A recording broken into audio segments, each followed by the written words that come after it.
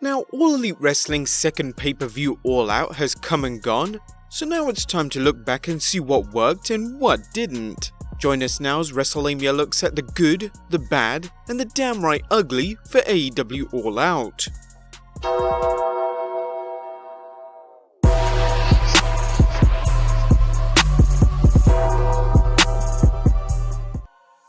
Let's start off with the pre-show and the 21 Women Casino Battle Royal, where the winner will receive a match for the inaugural AEW Women's World Championship, started up first.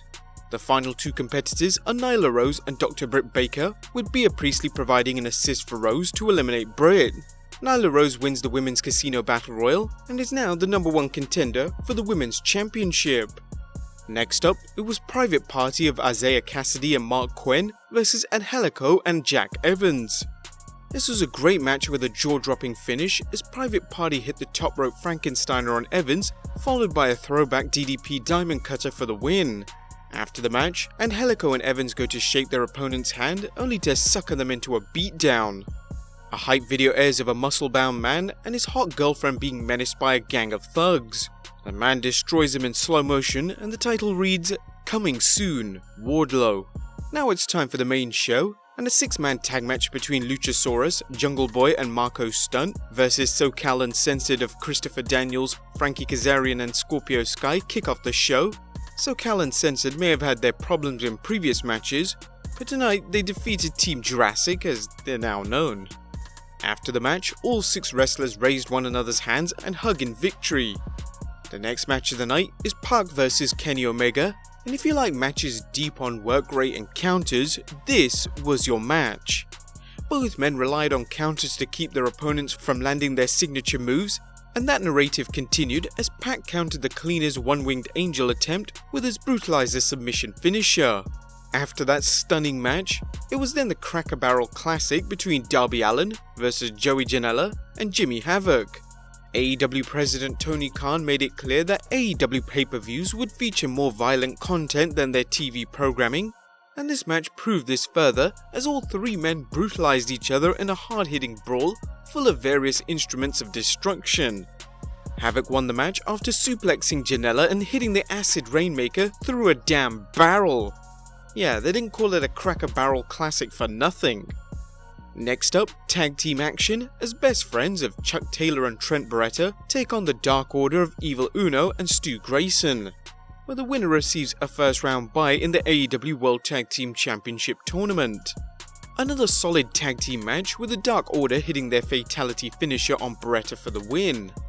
Getting a first round bye in the AEW World Tag Team Championship apparently isn't enough as the Dark Order prepare a beatdown, only for the lights to go out and Orange Cassidy appears, saving the best friends.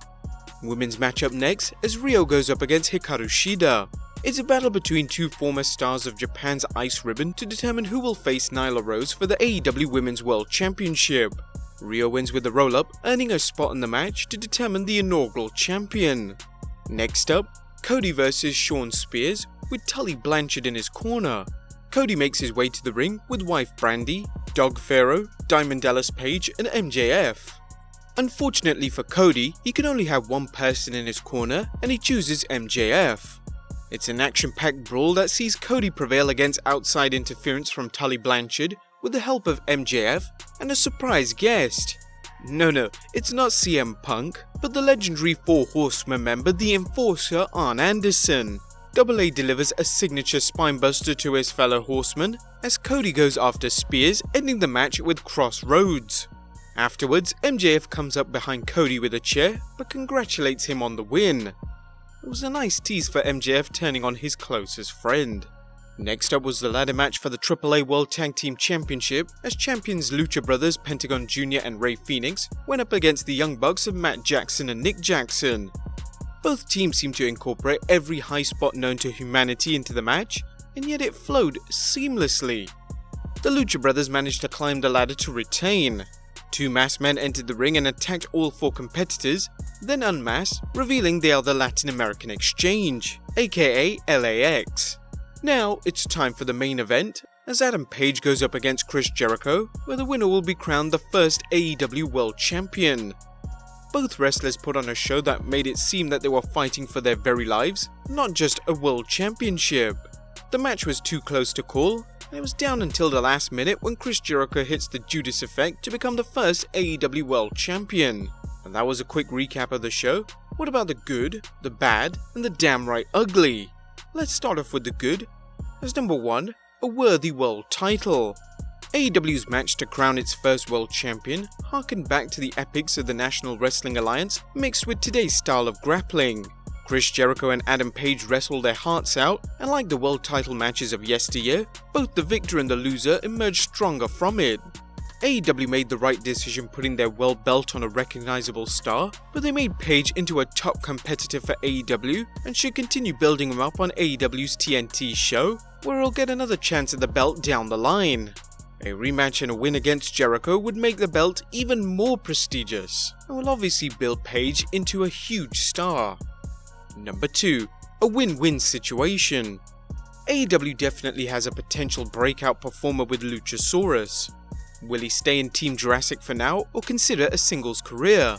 AEW claims it only has revealed about 50% of its roster, so they may be satisfied with Luchasaurus' role in Team Jurassic. However, if his popularity continues, will they keep him on his team and hope his tag partners get the rub, or will they spin him off into a solo program? It's definitely a good situation for a booker to find themselves in. Number 3, bold booking. Kudos to AEW for not giving Kenny Omega the win over Park. While we may never know whether Park agreed to substitute for an injured Jon Moxley unless he went over Kenny Omega, both wrestlers put on an incredible match that really set the pace for the rest of the evening. Omega has much to prove now that he's 1-2 in AEW, and Jon Moxley will likely use Omega's loss to taunt him in their eventual showdown. That was the good. What about the bad? As number 1, corny characters. The Dark Order border on unintentional self-parody, whether it's their ridiculous look, poor man's version of Demolition and Ascension, along with their creepier contingent. Right now, AEW seems to be taking an approach of throwing everything at the wall to see what sticks. There's no question AEW has some great athletes in many different styles, brawlers, technicians, etc., but they're also going for off-the-wall acts like Dark Order and the Librarian. Admittedly, they're not resonating with everyone, and AEW must walk the line between alienating its core audience and potential new fans with these types of characters. Characters like the Dark Order and their druids, we mean creepers, could easily do AEW more harm than good. Number 2. Bleacher Report Live blundering. Bleacher Report Live reportedly started the pre-show late, leaving some fans having to wait until sometime into the Battle Royal to watch the show. When it comes to delivering your product, there's no acceptable excuse, but especially when you're starting out, not to mention charging $50 for your show in the United States. Bit too pricey. Granted, there were no reports of the main show being disrupted, as far as that goes in the US, and there might have been problems in the UK, but it still looks like amateur hour when these things occur. And number 3, don't kill your stars. The Young Bucks / Lucha Brothers match was death-defying, but in all fairness, AEW can't put physically intense matches on, or it risks sidelining its wrestlers for several months, or even permanently. A happy medium has to be met. But that was the good, the bad. What about the damn right ugly? As we put our name on that? AEW is clearly unafraid to put on hardcore matches as seen during the Cracker Barrel challenge between Jimmy Havoc, Joey Janela and Darby Allin, but Havoc using a staple gun on himself was just the beginning, as his opponents threw thumbtacks in his mouth then taped it up. A handful of thumbtacks to the eyes made spots like a powerbomb through a table tame in comparison. While this match didn't devolve into garbage wrestling, it's difficult to imagine other corporate sponsors wanting to jump all over this.